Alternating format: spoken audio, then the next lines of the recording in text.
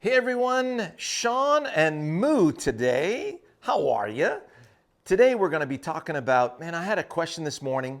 Student says, hey Shawn, in the backswing, should I turn the club face open and then rotate it shut when I'm coming back down? Or should I try to keep the club face square in both directions? And the answer to that is none of the above. You really don't want to miss this show so that you don't waste your time with any of those theories, and you'll see just how amazing the anatomy of the human body is. I got an anatomical expert here, plus my experience, and trust us, you're going to get the gist big time, and then you're going to see how this is going to transpire into beautiful ball striking for yourself.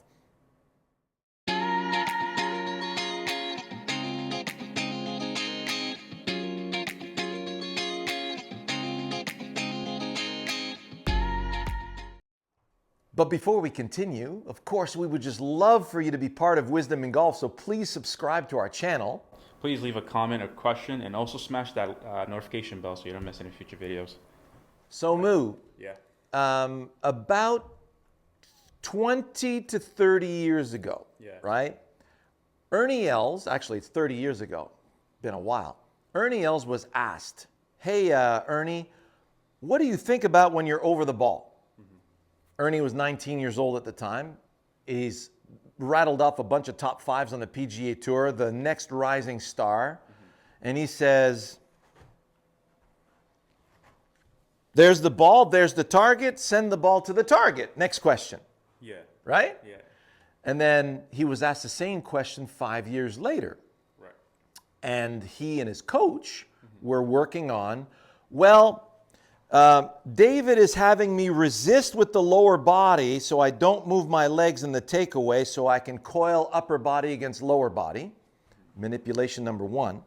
And then what was happening is my arms were getting stuck behind me, so we're making sure that I turn my face open and hinge early so my arms don't get stuck behind me. Right. Manipulation number two. Yeah.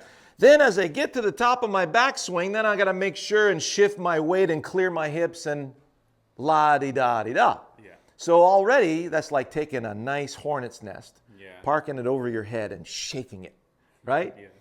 And so we learned very quickly that that's really not the way. Well, it took us a while. It's not the way that you need to be thinking when you're over the ball. It's very chaotic. And what people don't understand is that the human anatomy has its own reset button, right? Yeah.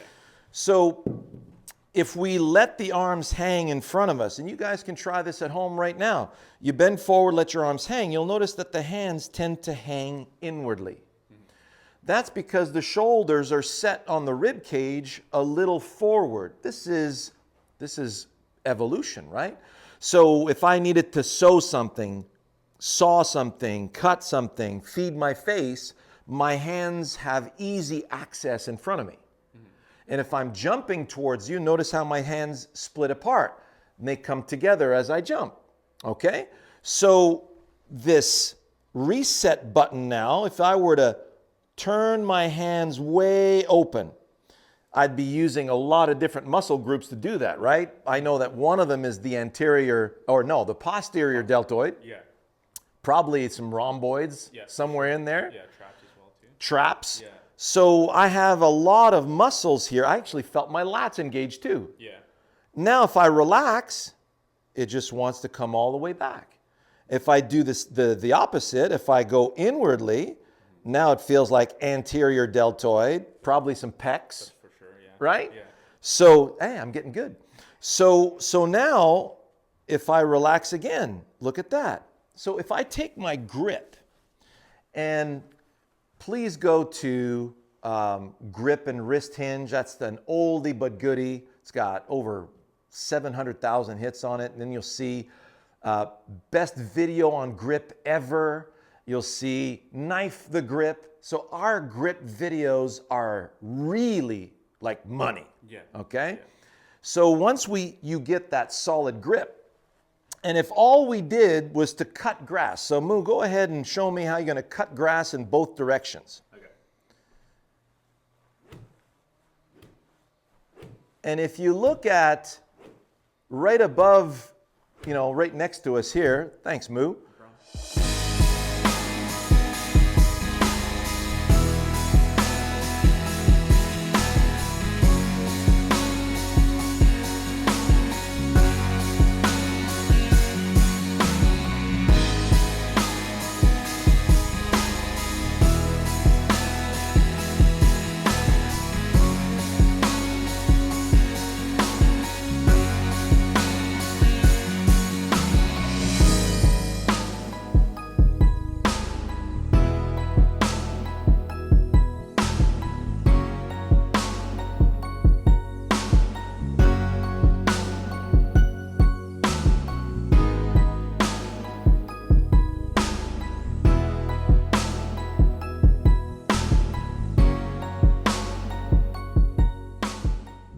You'll notice that when Moo was doing that particular exercise, in the backswing, at one point, his trail arm had to fold, right? Yeah. You can't continue into the backswing with a straight left arm. Yeah.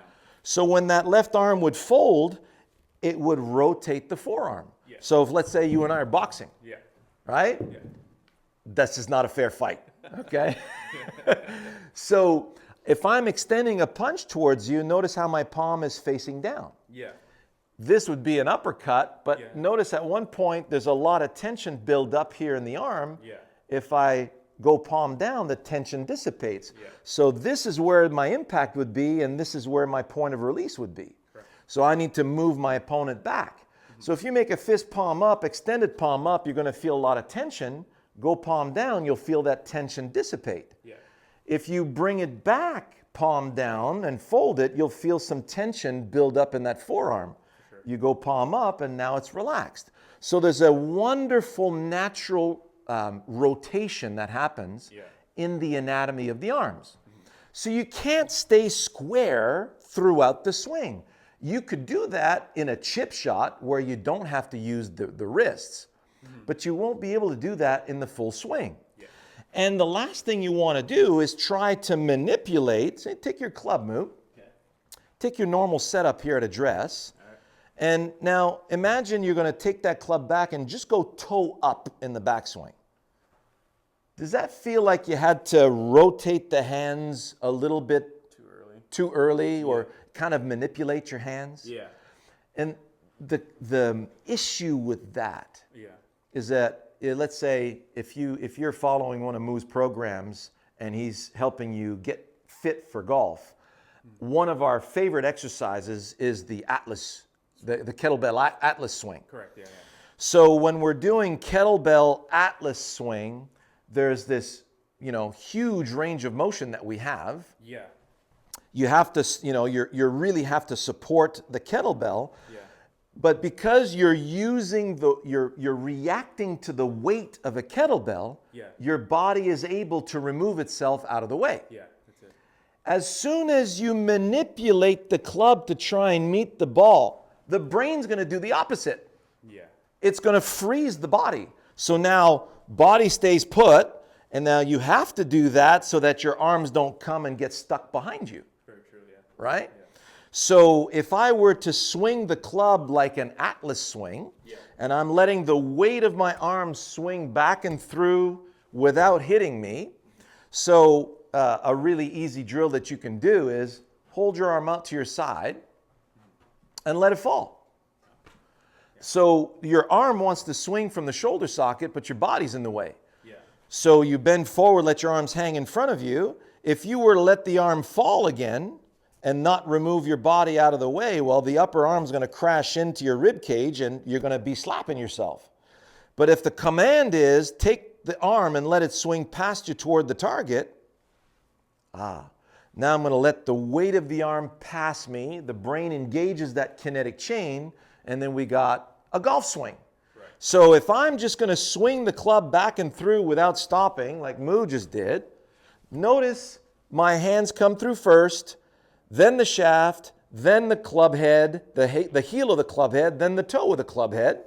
And now notice how it wants to naturally release into a nice hinge and climb up the other side. Then it's going to come down nice and loaded. release through and come back up the other side. So yes, there is rotation, but it's not a manipulated rotation. The instant you take control of these arms, you will completely ruin the natural kinetic chain of the human body.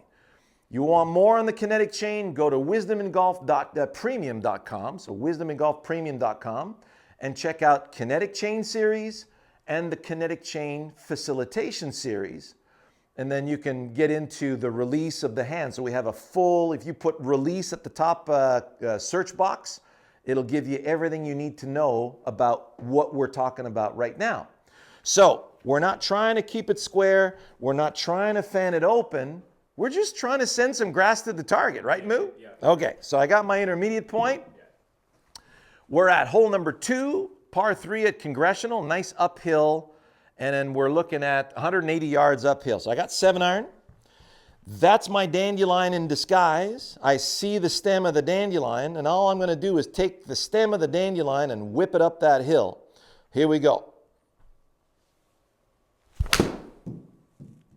So nice whip up the hill. Come on in. Give me a kick. Oh, we'll have to chip that one in. Yeah. Moo, you go. Okay.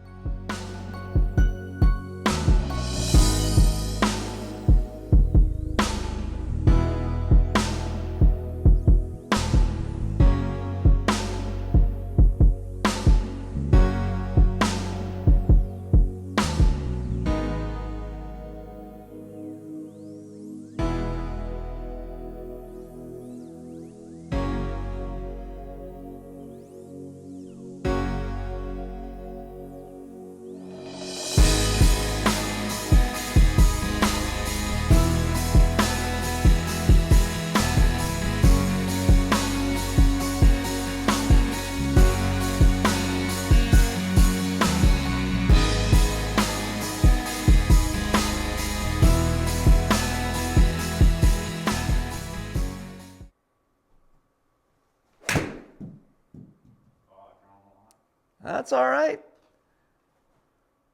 Easy peasy. Bunker shot for you and a chip shot for me. Yeah. All right. So we both carried it about 180 yards, 179 up the slope. Yeah. Except that your 8-iron's 100 miles per hour club speed. Mine's only 93. Darn it. So we hope you enjoyed, how we're going to allow your Pinocchio to stay string free and really enjoy the game of golf without having to put a hornet's nest above your head. We want to keep those hornets nice and calm, right? Like they're going down for the winter right now. That's where we want to keep them. Enjoy that. See you next week.